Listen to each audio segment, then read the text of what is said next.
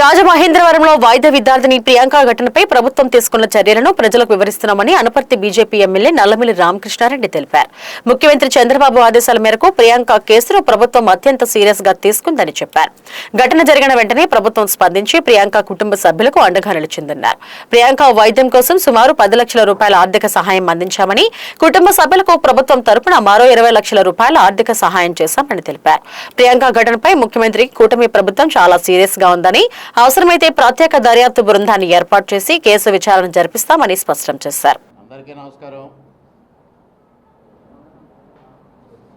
తూర్పుగోదావరి జిల్లా రాజమహేంద్రవరంలో ఒక దురదృష్టకరమైన సంఘటన జరిగింది. ఎవరైతే జిఎస్ఎల్ కాలేజీలో పోస్ట్ గ్రాడ్యుయేషను చదువుతున్న మెడికో డాక్టర్ ప్రియాంక మరి దారుణంగా మృతి చెందడం జరిగింది. ఆ మృతికి ముందుగా రాష్ట్ర ప్రభుత్వం తరఫున, తూర్పుగోదావరి జిల్లా ప్రజల తరఫున ప్రగాఢమైన సానుభూతిని తెలియజేసుకుంటూ ఈ దురదృష్ట ఘటన పైన రాష్ట్ర ప్రభుత్వం, ముఖ్యమంత్రి చంద్రబాబు నాయుడు గారు సత్వరమే స్పందించారు.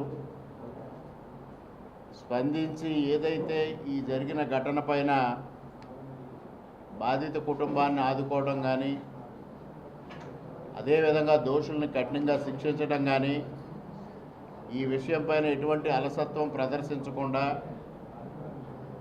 వెంటనే చర్యలు తీసుకోవడం జరిగింది.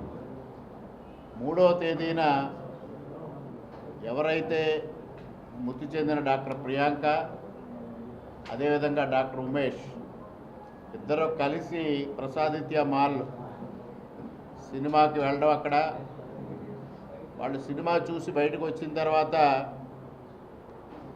అదే ప్రసాదిత్య మాల్లో సినిమా చూడడానికి ఇద్దరు వ్యక్తులు, సెకండ్ షో చూడడానికి ఇద్దరు వ్యక్తులు రావడం జరిగింది.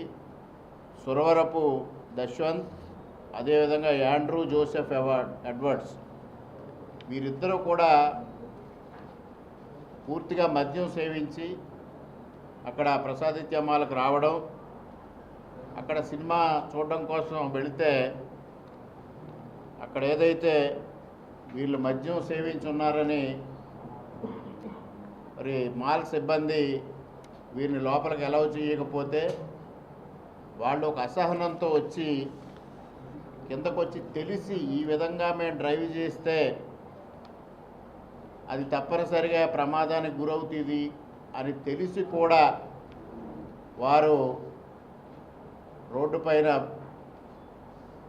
ఆ వాహనాన్ని డ్రైవ్ చేయడం, కారుని, స్కూటీ పైన ఉన్న ఉమేష్ అదేవిధంగా ప్రియాంకల్ని 2 సార్లు హిట్ చేయడం జరిగింది. మొదటగా హిట్ చేశారు, మరలా హిట్ చేశారు. ఆ కారుని నిర్వహించడం కోసం అక్కడ వాచ్మెన్ ప్రయత్నం చేస్తే వారు ఆ వాచ్మెన్ పైన కూడా చాలా హై స్పీడ్తో డ్రైవ్ చేస్తే అతను పక్కకు పరిగెత్తి ఆపద నుంచి తప్పించుకోవడం జరిగింది.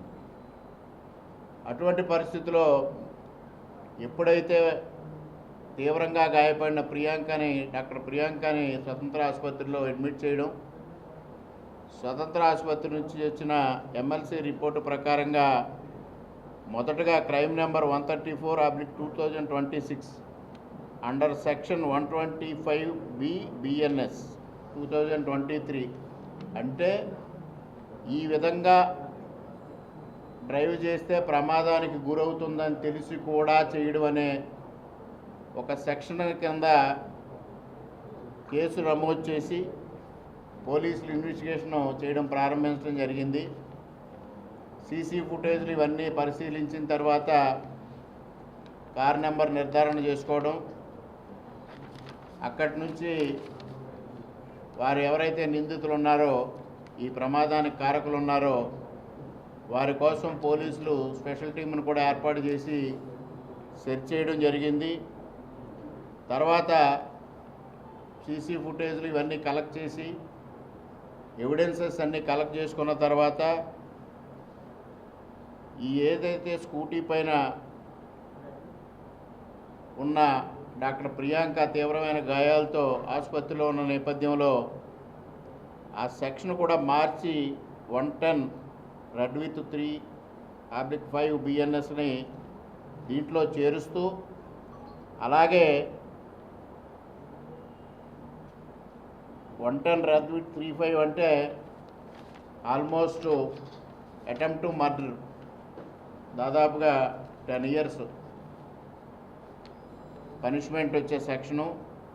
ఆ విధంగా చేసిన తర్వాత 6వ తేదీన వీళ్ళిద్దరిని నేషనల్ హైవే 216లో సర్వీస్ రోడ్ శాంతి నిలయం చర్చి దగ్గర లాలా చెరువులో వీళ్ళిద్దరిని పోలీసులు అరెస్ట్ చేయడం, ఆ తర్వాత 7వ తేదీన వీడిని మేజిస్ట్రేట్ గారి ముందు ఉంచడం, వీరికి 14 రోజులు రిమాండ్ విధించడం జరిగింది.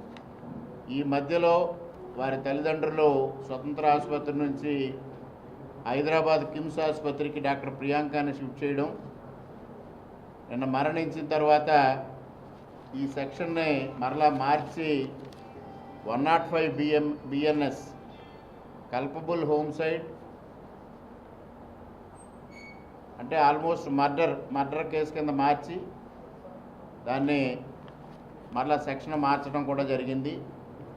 నిన్నటి రోజున ముఖ్యమంత్రి గారు ఈ సంఘటన పైన నాయకులందరితో సమీక్షించడం,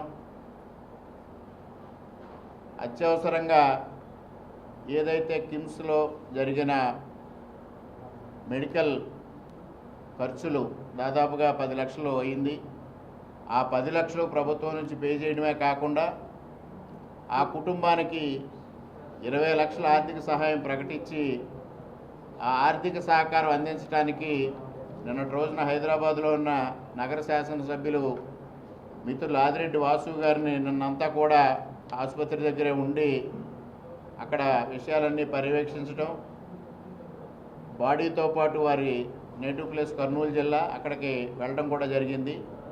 అదేవిధంగా ఇక్కడి నుంచి తూర్పుగోదావరి జిల్లా తెలుగుదేశం పార్టీ అధ్యక్షులు రుడా చైర్మన్ బొడ్డు వెంకటరమణ చౌదరి గారిని కూడా 20 లక్షలు చెక్ తీసుకుని అక్కడికి వెళ్ళి అక్కడ పరిశ్రమల శాఖ మంత్రి భరత్ గారితో కలిసి ఈ చెక్కు వారి కుటుంబ సభ్యులకు అందజేసి వారి కుటుంబాన్ని అన్ని విధాలుగా ఆదుకుంటామని ముఖ్యమంత్రి గారి తరఫున హామీ ఇవ్వడం కోసం ఈ నాయకులు కూడా అక్కడికి వెళ్ళడం జరిగింది. జరిగిన విషయాలన్నీ ప్రజలకు తెలియజెప్పాలనే ఉద్దేశంతో ఈరోజు ముఖ్యమంత్రి గారి యొక్క ఆదేశాల మేరకు మేమందరం మీ ముందుకు వచ్చి ఈ విషయాలు వెల్లడించడం జరుగుతూ ఉంది.